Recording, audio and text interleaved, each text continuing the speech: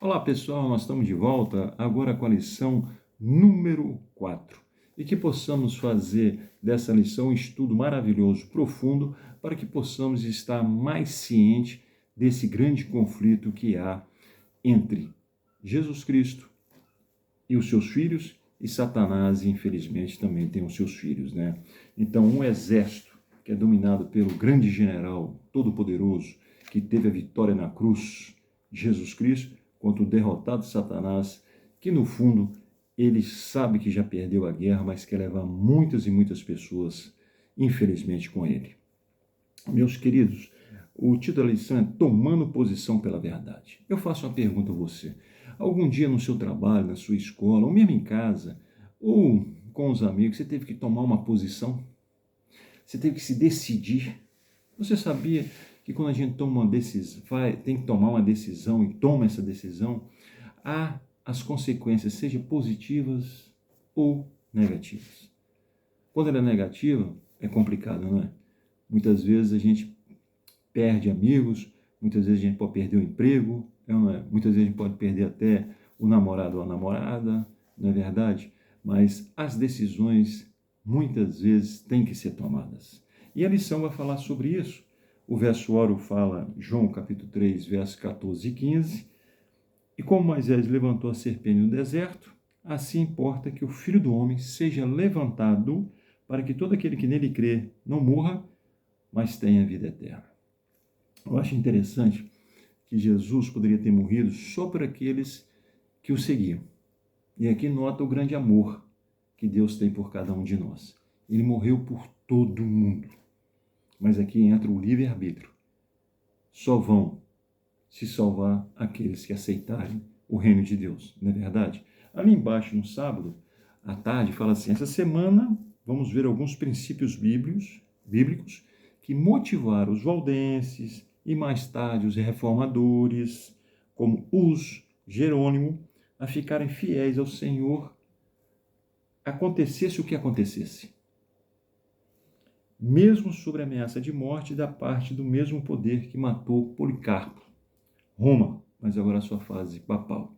Então vocês estão vendo? Todos esses homens, todo esse povo, principalmente o valdense, eles que tiveram que tomar uma posição pela verdade. Não é verdade? Então, eles tiveram suas consequências. Qual foi as consequências? O inimigo os perseguiu. E perseguiram de uma maneira muito forte, e que nós vamos aqui acompanhar. Mas antes disso, eu gostaria que vocês abrissem em Mateus capítulo 12, no verso 30, que fala assim, quem não é por mim, é contra mim. E quem comigo não ajunta, espalha. Então, nessa guerra, irmãos, não tem jeito de você ficar em cima do muro. Você vai ter que se decidir. Ou você está lá do lado da verdade de Cristo, ou você está do lado do diabo, mentiroso, o pai da mentira, que quer carregar o máximo de número de pessoas para a morte eterna. Então, nós vemos aqui o quê? Que nós temos que tomar uma decisão. E esses reformadores tomaram a decisão. Tomaram a decisão para onde? Pela verdade. Pelo aquilo que estava escrito, não é? E outras coisas muito interessantes que fala aqui em 2 Timóteo, capítulo 3, no verso 12. E, na verdade, todos os que desejam viver piamente em Jesus Cristo padecerão perseguições. Isso é a Bíblia que fala. Isso não é um pastor, isso não é um padre, isso não são as igrejas que inventaram isso. Foi Paulo, abençoado e iluminado pelo Espírito Santo, que declarou isso. Então, meus queridos, se nós pregarmos a verdade, seja em que tempo for, o inimigo vai nos querer perseguir de alguma maneira, né? Mas aqui na parte de domingo fala perseguidos, mas triunfantes, né? E lá em Daniel, que nós deveríamos entrar bem aqui, Daniel capítulo 7, né, no verso 23, Daniel, ele vai começar a falar de um poder muito interessante. Daniel capítulo 7, verso 23 a 25, fala assim, e disse-me ele, o quarto animal será o quarto reino na terra, o qual será diferente de todos os reinos, e devorará toda a terra, e as pisará os pés, e a fará em pedaço. Animal feroz, hein? E animal poderoso. Quanto aos 10 chifres daqueles mesmo reino, se levantarão 10 reis. Depois deles se levantará um outro, o qual será diferente dos primeiros, e abaterá os 3 reis. Proferirá, assim é bem falado, palavras contra o Altíssimo, destruirá os santos do Altíssimo e cuidará em mudar tempos e as leis, e eles serão entregues nas suas mãos por um tempo e tempos e metade de um tempo. Além de ser poderoso, esse reino, ele é usado pela negativa, porque ele vai querer afetar quem? Diretamente a Deus. Por quê, meus queridos irmãos? Se a gente for lá em Gênesis, lá em Êxodo, capítulo 31, e aqui eu gostaria que você percebesse rapidamente, 18, Gênesis 31, 18 fala assim: quando o Senhor acabou de falar com Moisés no Monte Sinai, deu-lhe as 2 tábuas de testemunho, tábuas de pedra escrita pelo dedo de Deus. Esse documento aqui, Deus não deixou Moisés escrever, não. Ele próprio escreveu. E que são esses documentos? Que são esses testemunhos? Em Deuteronômio, capítulo 4, verso 13, fala assim: e vos anunciou a sua aliança, e vos prescreveu os 10 mandamentos, e os escreveu em 2 tábuas de pedra. Então, são os 10 mandamentos. Então, aquele poder lá de Daniel, ele quis mudar a lei de Deus. Olha que ousadia, né? E lá fala 1 tempo, 2 tempos, e metade de um tempo, é ou não é? Então, nós vamos não debruçar nisso, porque a lição não vai ter a prioridade para esse lado, mas podemos ver de onde começou e onde terminou, não é? Então, nós aqui na lição de domingo, fala uma situação muito interessante, que é aqui, ó, os 1.260 dias, e aí nós temos que compreender, se você for em Números, capítulo 14, verso 34, ou Ezequiel, capítulo 4, verso 6, fala que na profecia um dia, o quê? É um ano, né? Vamos lá ver isso daqui em Ezequiel, né? Vamos lá em Ezequiel, capítulo 4, verso 6. Vamos ver o que nos ensina aqui, né? E fala assim: quando tiveres cumprido estes, tornar-se-á a deitar sobre o teu lado direito, e levarás a maldade da casa de Judá 40 dias. Um dia te dei por cada ano. Então a profecia, quando fala 1.260 dias, são 1.260 anos.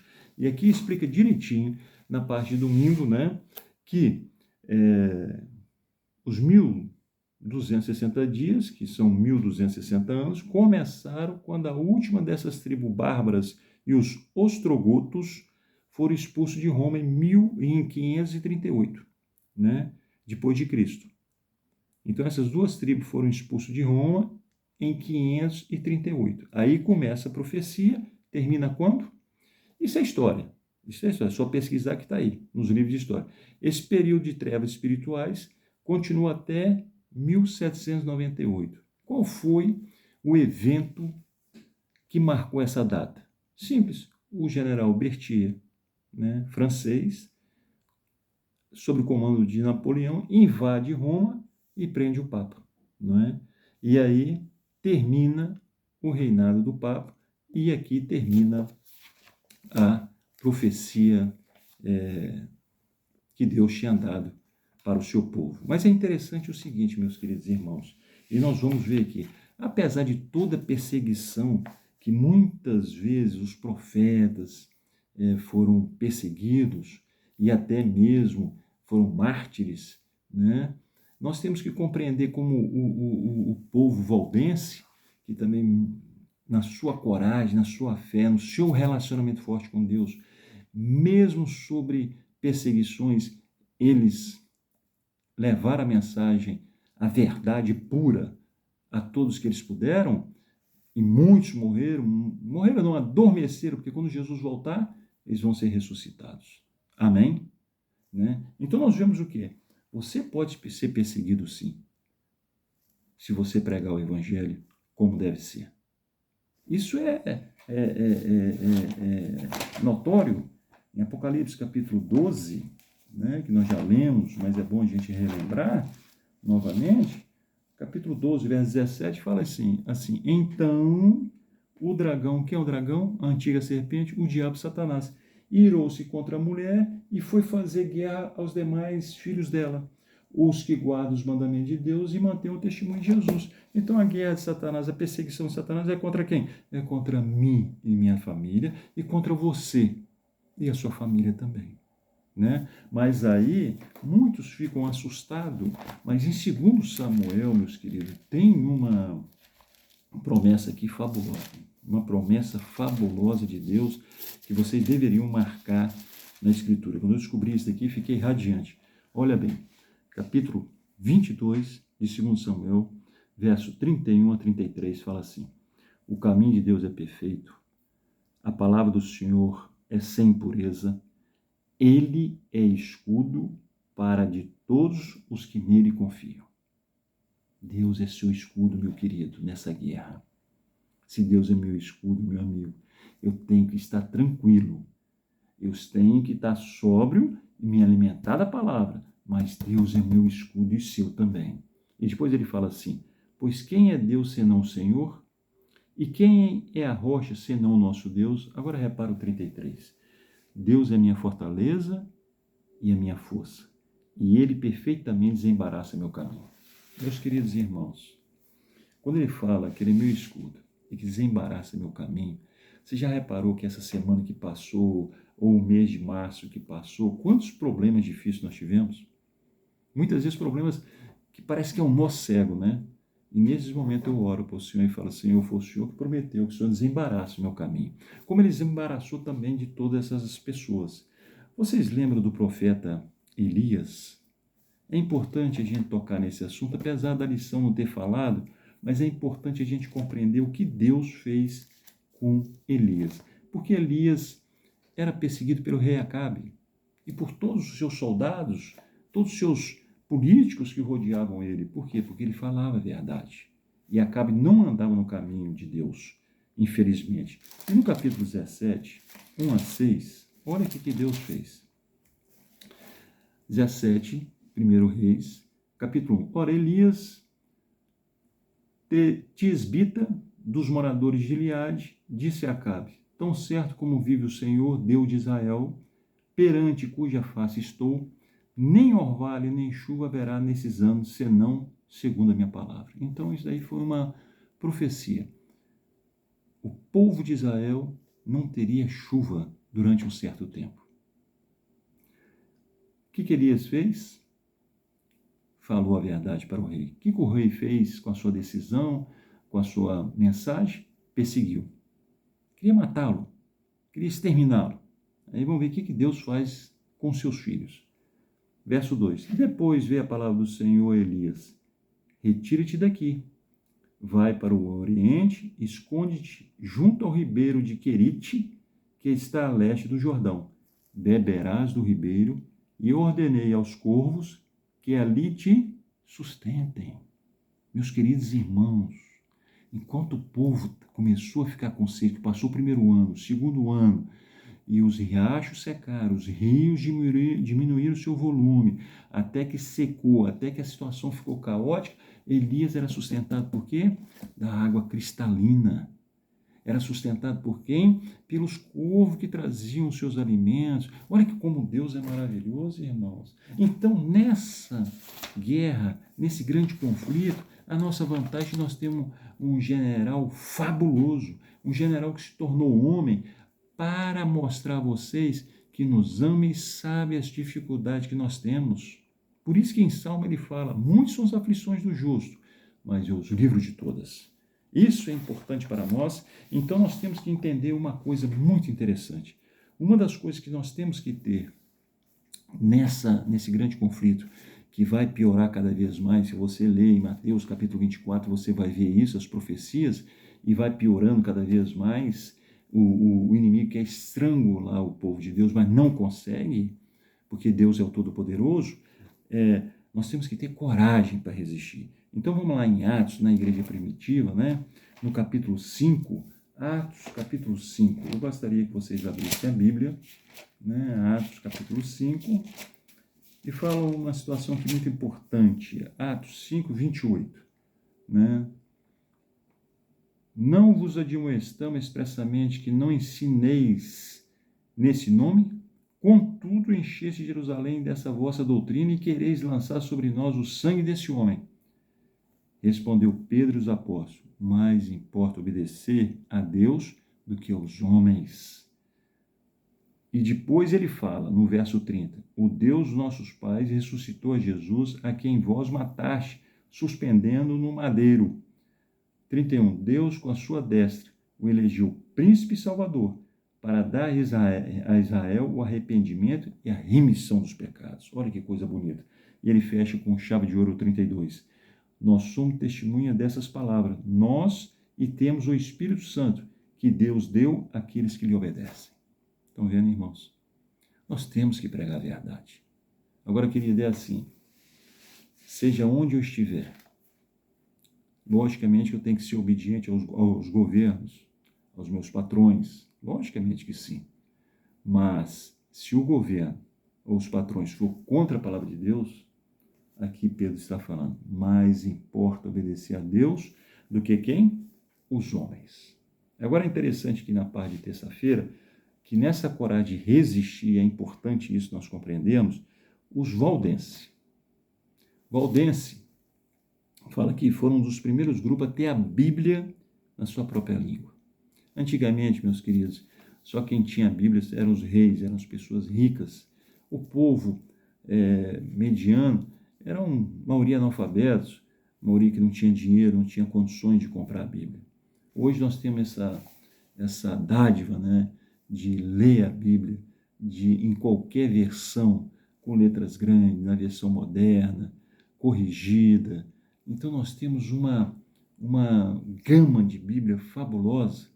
E o que nós estamos fazendo com isso?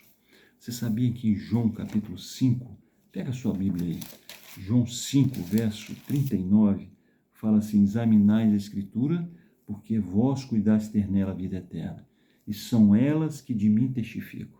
Eu lendo a Bíblia, eu vou conhecer cada vez mais o meu Mestre, eu vou conhecer cada vez mais o meu Jesus, que veio nessa terra especialmente por você e por mim. Se você está desanimado por alguma coisa, se você está desesperado por alguma coisa, se alguém está te perseguindo, seja na faculdade, seja no trabalho, seja na escola, meus queridos, Jesus é seu escudo. E ele prometeu em Mateus capítulo 28 que estaria conosco o resto do tempo que nós estaríamos aqui na terra, até a consumação dos séculos. Olha que coisa bonita. Olha que coisa linda eu estar caminhando e sabendo que Jesus está o quê? Ao meu lado.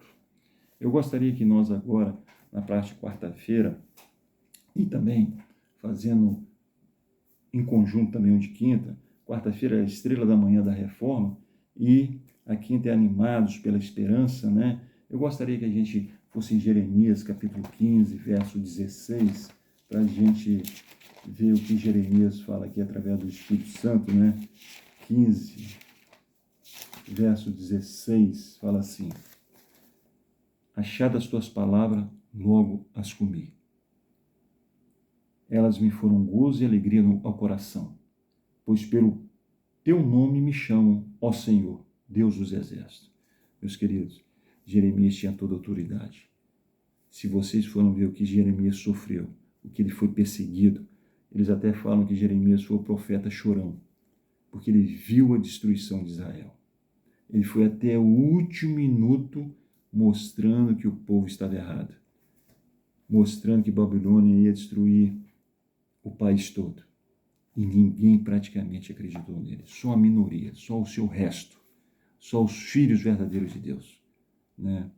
Então esse homem e fala aqui e afirma, confio em Deus, seja qual situação que você estiver. Isso é importante nós compreendermos. Davi também fala no Salmo 19, eu só gostaria de ler para que vocês possam entender, meus queridos. Salmo 19,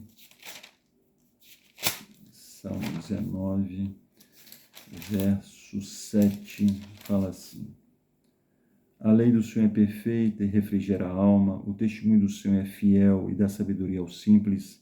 Os preceitos do Senhor são retos e alegram o coração. O mandamento do Senhor é puro e ilumina os olhos. Meus irmãos, sabe por que os valdenses foram caçados? Sabe por que eles foram perseguidos brutamente? Por causa disso. Eles descobriram que quando a pessoa morre, já ele não pode voltar a essa vida. Enquanto Jesus não voltar para a ressurreição, em Eclesiastes, eu vou mostrar isso rapidamente para vocês, em Eclesiastes capítulo 9, né, fala assim, 5, 6 e 10 fala assim, porque os vivos sabem que hão de morrer, mas os mortos não sabem coisa nenhuma, não tem jamais recompensa, mas a sua memória ficou entregue ao esquecimento. O seu amor, o seu ódio, a sua inveja já morreram. Já não tem parte, coisa alguma, do que faz debaixo do sol. 10. Tudo que tiver à mão para fazer, faz conforme a tua força.